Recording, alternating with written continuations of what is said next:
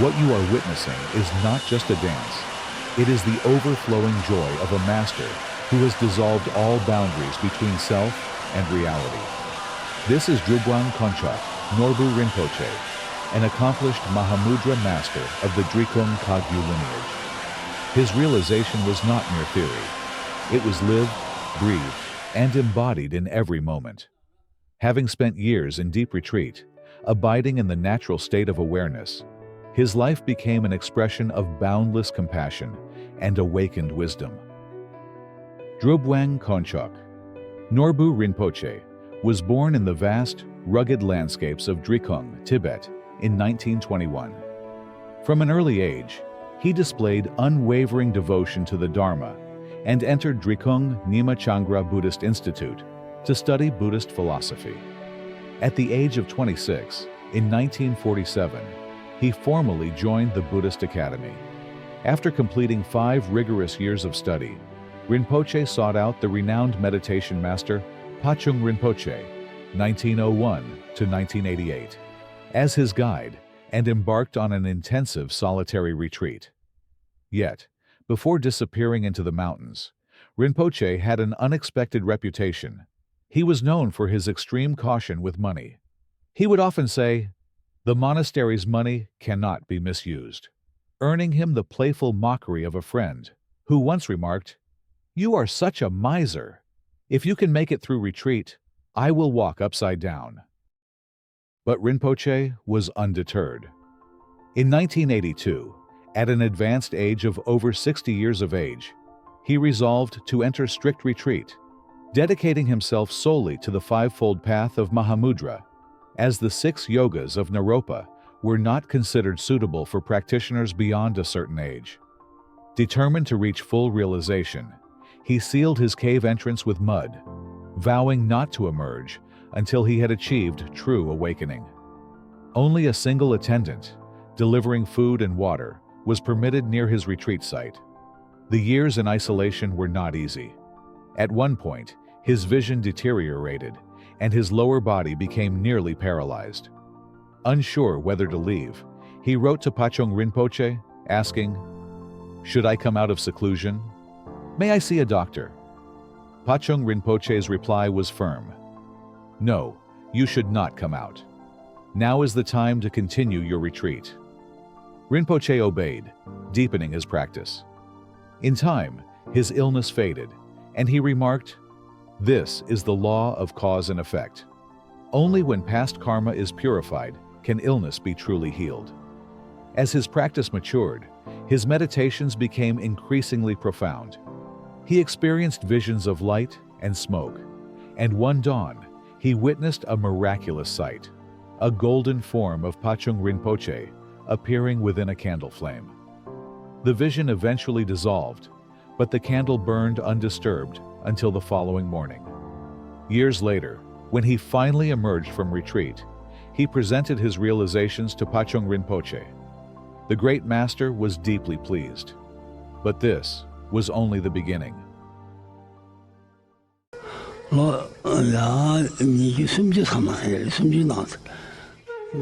Now, I have meditated for a very, very long time. It is very difficult for me to exactly reflect back and count the years that I had meditated. The reason for this is because although I do appear like a human person outwardly, my mental state is so different. Different in the sense that my focus on mundane things is not consistent. When one meditates, from the very day when one decides to go on solitary retreat, one has made a conscious decision to endure all kinds of losses: good clothing, good food, name, fame, and prestige. All these things one must be ready to forego and give up. We are rationed the barest minimum amount of water and roasted barley flour for our sustenance, so that we may be able to sit in a meditation posture. Only once in a week we would have the smallest possible amount of food for our sustenance. You have to persistently make a consistent effort and undergo all kinds of hardship. Without undergoing hardship, one would not be able to experience the mental state of all the glorious past masters. When I meditate, I can see all my former lives. I have been born in the realm of hell. I have been born as a hungry ghost. I have been born many times as animals. All these things become very, very clear when one is in meditation. I've gone through the 3 lower realms of existence many times. In my meditative absorption, I always go through the pardo or intermediate gap, which is to say, between death and rebirth. But there isn't a great deal of point going into these. When one understands this life and the life after as one, to such a person there's no need to go into these nitty-gritty things. When one's body is already dismantled in one's meditation, there's no question of death or discarding one's physical body. By 1987, Drubwang Rinpoche's prophecy to benefit sentient beings had ripened. No longer confined to solitary retreat, he began to teach and guide all who came to seek his wisdom. His message was clear and unwavering. The essence of the Buddha's teachings lies in the sacred 6-syllable mantra, Om Mani Padme Hum, the heart practice of Avalokiteshvara, the Buddha of compassion. He strongly encouraged all to recite this mantra diligently and to refrain from eating meat, emphasizing the unbearable suffering that animals endure during slaughter. Though Rinpoche was known for his fierce and wrathful demeanor, this too had been prophesied. It was the skillful means he used to subdue the restless, distracted minds of beings. When monks came to him, he would often challenge them directly, asking, "Monks should practice the Dharma and meditate. Monks should not do evil.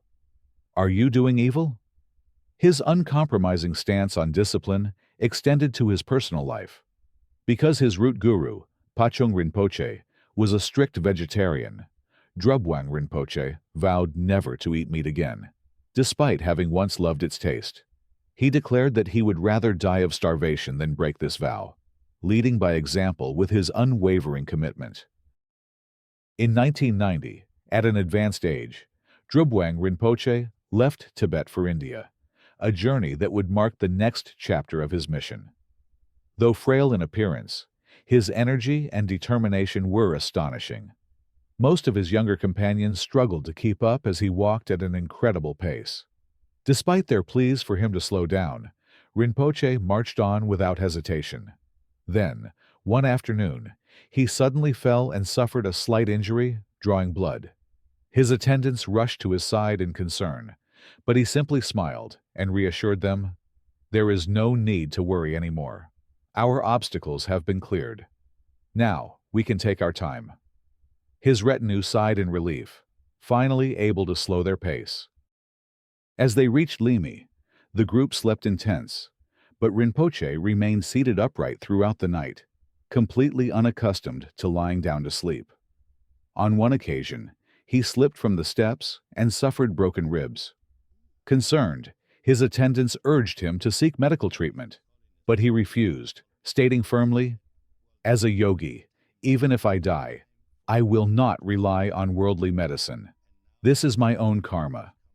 True to his word, he took no medication, continuing to eat and practice as usual.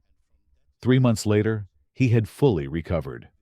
In another instance, when he saw monks being served alcohol, he became enraged and declared, "Monks are absolutely forbidden to drink alcohol. I have warned repeatedly about the dangers of intoxication. Either you quit drinking, or I will leave immediately." His fierce reprimand struck deep, and many monks confessed their wrongdoings and vowed never to drink again. Upon arriving in India, Rinpoche met with His Holiness the Dalai Lama and His Holiness Chetsang Rinpoche, head of the Drikung Kagyu lineage. During his time in Dehradun, the 10th Mindroling Trichin, one of the most highly respected Nyingma masters, visited him and asked, "Who are you?" Drubwang Rinpoche simply replied, "A lamp that has never descended upon the world."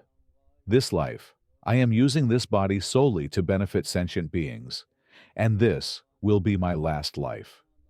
He repeated these words several times, declaring that this would be his final rebirth in samsara. When he met His Holiness the Dalai Lama looked at him and said, "You are a yogi who has accumulated an immeasurable amount of merit in past lives." Curious, the Dalai Lama then asked, "Who are the powerful practitioners in Tibet now?" Drubwang Rinpoche answered, "Venerable Nyima, the one who has achieved liberation." The Dalai Lama then gazed at Drubwang Rinpoche and said, "No, you are the one who has achieved liberation." From that moment, he was officially honored as Drubwang Rinpoche, the accomplished one. Drubwang Rinpoche had been coming to Singapore for the 100 million Mani retreat for many years, dedicating himself to accumulating the vast merit of Avalokiteshvara's 6-syllable mantra. Even when he was in poor health, he forced himself to attend, saying he had a deep, karmic connection with his disciples in Singapore. On December 26, 2004, when the Indian Ocean tsunami devastated Thailand, Malaysia, and Indonesia, Rinpoche's health was already declining. However, he insisted on traveling to Singapore to lead the Mani retreat, urging retreatants to make dedications for the tsunami victims. He also revealed his motivation for coming to Singapore. "I have only one purpose, to conduct the 100 million Mani retreat, because I truly believe it will benefit us at the time of death." In December 2007, Rinpoche's condition had worsened significantly. His attendant, Rabsang Rinpoche, pleaded with him not to travel, fearing for his life. But Drubwang Rinpoche, unwavering in his purpose, replied, "You do not understand. What I truly need is the 6-syllable mantra. Do not interfere." Understanding the depth of Rinpoche's realization, Rabsang Rinpoche dared not stop him. On December 25, 2007, Drubwang Rinpoche boarded a flight from Nepal to Singapore. During the journey, he asked, "Are we arriving soon?" Rabsang Rinpoche replied, "We will arrive in about an hour." Rinpoche simply nodded and said, "That's good." Upon landing at Changi Airport, disciples, monks, and Rinpoches had gathered, but everyone was taken aback by Rinpoche's frail and pale appearance. He was immediately brought to Bright Hill Monastery, where the Sangha, deeply concerned about his condition, asked if he would see a doctor. After some thought, Rinpoche agreed. Shortly after, an ambulance arrived and took him to the hospital. That night, between 10 p.m. and midnight, Drubwang Rinpoche entered Parinirvana. The news was met with shock, disbelief, and deep sorrow. Yet, his final actions embodied everything he had taught, a life lived solely for the benefit of sentient beings. Even as his life was slipping away, his only thought was to spread the Dharma. Rinpoche left behind a path that continues to inspire many today. His simplest, yet most profound message was, recite the 6-syllable mantra with love and compassion, for the essence of Mani mantra is the Buddha. He also tirelessly encouraged people to embrace vegetarianism out of compassion for animals. Every donation he received was directed towards monastic development or supporting monks. Rinpoche never showed interest in sightseeing when visiting different countries. Instead, he would either preach the Dharma or remain in his room reciting the 6-syllable mantra, living exactly as he taught. For those fortunate enough to have met him in person, his legacy remains a treasure to cherish. May we continue to follow his advice, his practice, and his compassionate example. Thank you for watching till the end. If you found Rinpoche's story inspiring, don't forget to like, share, and subscribe to support more content like this. Your engagement helps spread these teachings to more people who may benefit.